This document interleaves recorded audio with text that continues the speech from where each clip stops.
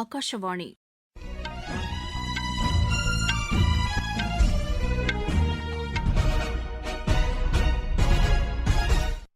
செய்திகள் வாசிப்பவர் வடிவழகி கபிலன். தலைப்புச் செய்திகள். வெளியுறவு அமைச்சர் டாக்டர் ஜெய்சங்கர் ஐநா பொதுச் செயலாளர் திரு ஆண்டனியோ குட்டரஸுடன் மேற்காசிய உள்ளிட்ட விவகாரங்கள் குறித்து விவாதித்தார். ஜார்க்கண்ட் மாநிலம் ராஞ்சி மாவட்டத்தில் சட்டவிரோதமாக எடுக்கப்பட்ட சுமார் 200 டன் நிலக்கரியை மத்திய தொழிலக பாதுகாப்பு படை பறிமுதல் செய்துள்ளது. பீகார் மற்றும் ஒடிசா மாநிலங்களில் இன்று கனமுதல் மிக கனமழை பெய்யக்கூடும் என்று வானிலை ஆய்வு மையம் தெரிவித்துள்ளது. ஹோர்முஸ் நீரிணை பகுதியில் ஈரான் கப்பல் போக்குவரத்திற்கு அமெரிக்கா மீண்டும் தடை விதிக்கும் என்று அதிபர் திரு டொனால்டு ட்ரம்ப் தெரிவித்துள்ளார். 19 மற்றும் 23 வயதுக்குட்பட்டோருக்கான ஆசிய குத்துச்சண்டை சாம்பியன் போட்டியில் இந்திய வீரர்கள் 16 பேர் இறுதிச் சுற்றுக்கு முன்னேறியுள்ளனர். இனி விரிவான செய்திகள். வெளியுறவு அமைச்சர் டாக்டர் ஜெய்சங்கர் ஐநா பொதுச் செயலாளர் திரு ஆண்டோனியோ குட்டரஸை நியூயார்க்கில் சந்தித்து பேசினார். இதுகுறித்து சமூக வலைதளத்தில் பதிவிட்டுள்ள டாக்டர் ஜெய்சங்கர், மேற்காசியா, யுக்ரைன், சூடான் உள்ளிட்ட உலகளாவிய விவகாரங்கள் குறித்து ஐநா பொதுச் செயலாளருடன் தாம் விவாதித்ததாக கூறியுள்ளார். நீட் மறுதேர்வு எழுதியவர்களின் OMR விடைத்தாள்களை தேசிய தேர்வு முகமை வெளியிட்டுள்ளது. இது தொடர்பாக தேசிய தேர்வு முகமை வெளியிட்டுள்ள அறிக்கையில் www.neet.nta.nic.in என்ற இணையதளம் மூலம் தேர்வு எழுதியவர்கள் தங்கள் விண்ணப்ப எண்ணை பதிவு செய்து தங்களுடைய விடைகளை சரிபார்த்துக் கொள்ளலாம் என்று கூறப்பட்டுள்ளது. மாணவர்கள் தங்களுடைய விடை OMR விடைத்தாளில் பொருந்தவில்லை எனில் அதுகுறித்து முறையிடலாம் என்று தெரிவிக்கப்பட்டுள்ளது. இந்த வசதியை நாளை வரை பயன்படுத்திக் கொள்ளலாம் என்று தேசிய தேர்வு முகமை வெளியிட்டுள்ள அறிக்கையில் குறிப்பிடப்பட்டுள்ளது. ஜார்க்கண்ட் மாநிலம் ராஞ்சி மாவட்டத்தில் சட்டவிரோதமாக எடுக்கப்பட்ட சுமார் 200 டன் நிலக்கரியை மத்திய தொழிலக பாதுகாப்பு படை பறிமுதல் செய்துள்ளது. கார்கட்டா வனப்பகுதிக்குள் சட்டவிரோதமாக நிலக்கரி எடுக்கப்படுவது குறித்து தகவல் அறிந்து CISF, CCL நிர்வாகம் மற்றும் காவல்துறை ஆகியோர் இணைந்து அங்கு மேற்கொண்ட சோதனையில் நிலக்கரி பறிமுதல் செய்யப்பட்டது. இதில் சம்பந்தப்பட்டவர்கள் மீது கடும் நடவடிக்கை எடுக்கப்படும் என்று காவல்துறையினர் தெரிவித்துள்ளனர். ஸ்ரீராமர் கோவில் நன்கொடை முறைகேடு வழக்கில் குற்றஞ்சாட்டப்பட்ட 8 பேருக்கு மேலும் 2 வாரங்களுக்கு நீதிமன்ற காவலை நீட்டித்து அயோத்தி நீதிமன்றம் உத்தரவிட்டுள்ளது. இதுகுறித்த வழக்கை விசாரித்த மாவட்ட கூடுதல் நீதிபதி பிரதீபா நாராயண் குற்றஞ்சாட்டப்பட்டவர்களை இம்மாதம் 27ஆம் தேதியன்று மீண்டும் நீதிமன்றத்தில் ஆஜர்படுத்த உத்தரவிட்டார். இதனிடையே சிறப்பு புலனாய்வு குழு முறைகேடு குறித்து குற்றச்சாட்டு கூறிய தர்மசேனா தலைவர் திரு சந்தோஷ் துபேவிடம் காணொலி வாயிலாக விசாரணை நடத்தியது. அப்போது தாம் அளித்த குற்றச்சாட்டுக்கான ஆதாரங்கள் குறித்த தகவல்களை சிறப்பு புலனாய்வு குழு கேட்டதாக திரு சந்தோஷ் துபே கூறியுள்ளார். சர்வதேச ஜவுளி கண்காட்சியான பாரத் டெக்ஸ் புதுதில்லியில் இன்று தொடங்குகிறது. மத்திய ஜவுளித்துறை அமைச்சர் திரு கிரிராஜ் சிங் இதனை தொடங்கி வைக்கிறார். தமிழ்நாடு, கர்நாடகா, குஜராத், மகாராஷ்டிரா, பஞ்சாப், உத்தரப்பிரதேசம், பீகார், மத்திய பிரதேசம் ஆகிய 8 மாநிலங்கள் இக்கண்காட்சியை நடத்துகின்றன. மத்திய மாநில தொழில்துறையின் ஒத்துழைப்பை வலுப்படுத்த தமிழ்நாடு, தெலங்கானா, மகாராஷ்டிரா, பீகார், பஞ்சாப், மத்திய பிரதேசம் ஆகிய மாநிலங்கள் தங்கள் மாநிலங்களில் உள்ள முதலீட்டு வாய்ப்புகள் குறித்தும் தொழில்துறை உட்கட்டமைப்பு குறித்தும் இதில் எடுத்துரைக்க உள்ளன. புதுச்சேரி ஜிப்மர் மருத்துவக் கல்லூரியில் அனைத்து பாடப்பிரிவுகளுக்கான மாணவர் சேர்க்கை விதிமுறைகளின் அடிப்படையிலேயே நடைபெறுவதாக அதன் நிர்வாகம் கூறியுள்ளது. இதுகுறித்து அது வெளியிட்டுள்ள அறிக்கையில், கல்லூரியில் சேர்க்கை பெற்றுத் தருவதாக சிலர் தவறான வாக்குறுதிகளை அளித்து வருவதாக தெரிவித்துள்ளது. இதையடுத்து பொதுமக்கள், மாணவர்கள், பெற்றோர் ஆகியோர் தவறான தகவல்களையும் போலியான வாக்குறுதிகளையும் நம்பி செயல்பட வேண்டாம் என்று கேட்டுக் கொள்வதாக ஜிப்மர் வெளியிட்டுள்ள அறிக்கையில் குறிப்பிடப்பட்டுள்ளது. நீங்கள் கேட்டுக்கொண்டிருப்பது ஆகாஷவாணியின் செய்தி அறிக்கை. ஊரக வளர்ச்சிக்கான புதிய அத்தியாயம். வளர்ச்சியடைந்த இந்தியாவிற்கான ஊரக வேலைவாய்ப்பு உறுதி மற்றும் வாழ்வாதார சட்டம் செயல்பாட்டிற்கு வந்துள்ளது. இந்த சட்டம் வருடத்திற்கு 125 நாட்கள் வேலையை உறுதி செய்கிறது. இதில் வாரந்தோறும் ஊதியம் வழங்கப்படுவது கட்டாயமாக்கப்பட்டுள்ளது. நாள்தோறும் குறைந்தபட்சம் 300 ரூபாய் ஊதியத்தை இந்த சட்டம் உறுதி செய்கிறது. பணி முடிந்த 15 நாட்களுக்குள் ஊதியம் வழங்குவதை உறுதி செய்வதற்கான அம்சங்களும் இதில் இடம்பெற்றுள்ளன. ஊதியம் காலதாமதமாக வழங்கப்பட்டால் அதற்கான இழப்பீட்டுத் தொகைக்கும் இதில் வகை செய்யப்பட்டுள்ளது.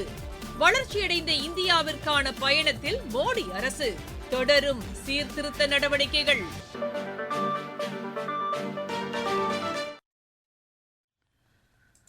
மேற்குவங்க கடற்பகுதியில் அண்மையில் காணாமல் போன படகில் பயணித்தவர்களில் மேற்குவங்கத்தைச் சேர்ந்த 9 மீனவர்கள் உயிரிழந்தது கண்டுபிடிக்கப்பட்டுள்ளது.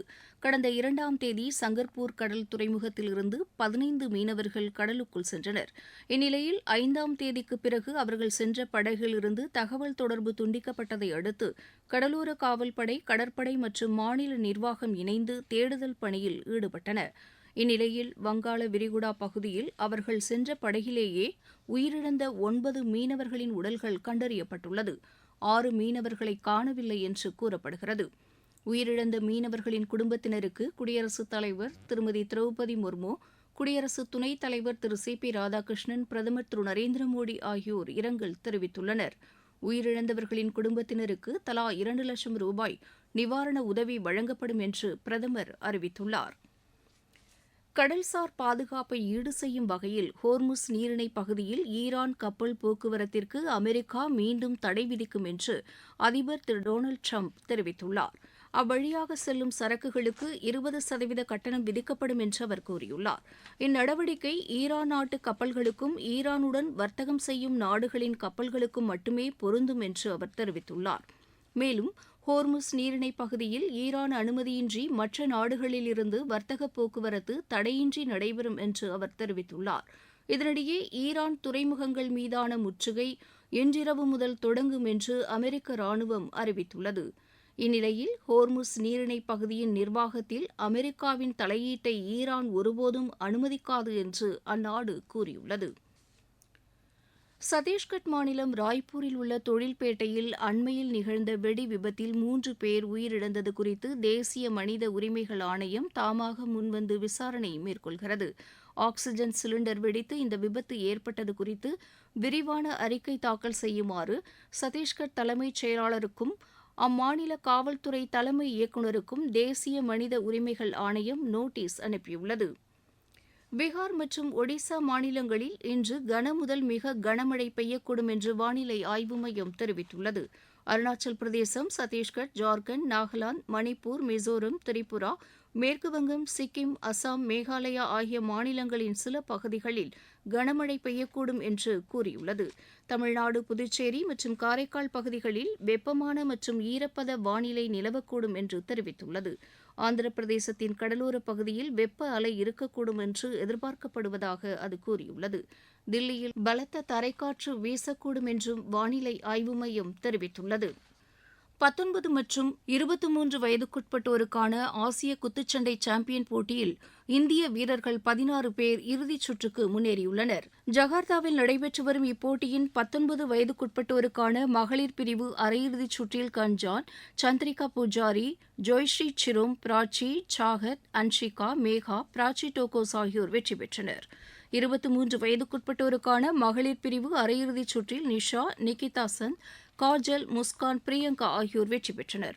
23 வயதுக்குட்பட்டோருக்கான ஆடவர் பிரிவு அரையிறுதிச் சுற்றில் விஸ்வநாத் சுரேஷ், கங்கா, வன்ஷாஜ் ஆகியோர் வெற்றி பெற்று இறுதிச் சுற்றுக்கு முன்னேறியுள்ளனர். 18 வயதுக்குட்பட்டோருக்கான ஆசிய வாலிபால் சாம்பியன் போட்டியில் இந்தியா இன்று பிலிப்பைன்ஸை எதிர்கொள்கிறது. சீனாவில் நடைபெறவுள்ள இப்போட்டி பிற்பகல் 1 மணிக்கு தொடங்குகிறது. 18 வயதுக்குட்பட்டோருக்கான ஆசிய கோப்பை மகளிர் கூடைப்பந்து போட்டியில் இந்தியா இன்று ஓமனை எதிர்கொள்கிறது. பாங்காக்கில் இப்போட்டி பிற்பகல் மணி 2:30க்கு தொடங்குகிறது. இந்தியா, இங்கிலாந்து அணிகளுக்கிடையேயான முதலாவது ஒருநாள் கிரிக்கெட் போட்டி இன்று நடைபெறுகிறது. பர்மிங்ஹாமில் நடைபெறவுள்ள இப்போட்டி பிற்பகல் மணி 3:30க்கு தொடங்குகிறது. 21 வயதுக்குட்பட்டோருக்கான மகளிர் ஹாக்கிப் போட்டியில் இந்தியா இன்று பெல்ஜியத்தை எதிர்கொள்கிறது. இப்போட்டி இங்கிலாந்தில் பிற்பகல் மணி 2:30க்கு தொடங்குகிறது. மீண்டும் தலைப்புச் செய்திகள். வெளியுறவு அமைச்சர் டாக்டர் ஜெய்சங்கர் ஐநா பொதுச் செயலாளர் திரு அண்டோனியோ குட்டரஸுடன் மேற்காசிய உள்ளிட்ட விவகாரங்கள் குறித்து விவாதித்தார். ஜார்க்கண்ட் மாநிலம் ராஞ்சி மாவட்டத்தில் சட்டவிரோதமாக எடுக்கப்பட்ட சுமார் 200 டன் நிலக்கரியை மத்திய தொழிலக பாதுகாப்பு படை பறிமுதல் செய்துள்ளது. பீகார் மற்றும் ஒடிசா மாநிலங்களில் இன்று கனமுதல் மிக கனமழை பெய்யக்கூடும் என்று வானிலை ஆய்வு மையம் தெரிவித்துள்ளது. ஹோர்முஸ் நீரிணை பகுதியில் ஈரான் கப்பல் போக்குவரத்திற்கு அமெரிக்கா மீண்டும் தடை விதிக்கும் என்று அதிபர் திரு டொனால்டு ட்ரம்ப் தெரிவித்துள்ளார். 19 மற்றும் 23 வயதுக்குட்பட்டோருக்கான ஆசிய குத்துச்சண்டை சாம்பியன் போட்டியில் இந்திய வீரர்கள் 16 பேர் இறுதிச் சுற்றுக்கு முன்னேறியுள்ளனர். இத்துடன் இந்த செய்தி அறிக்கை நிறைவு பெற்றது.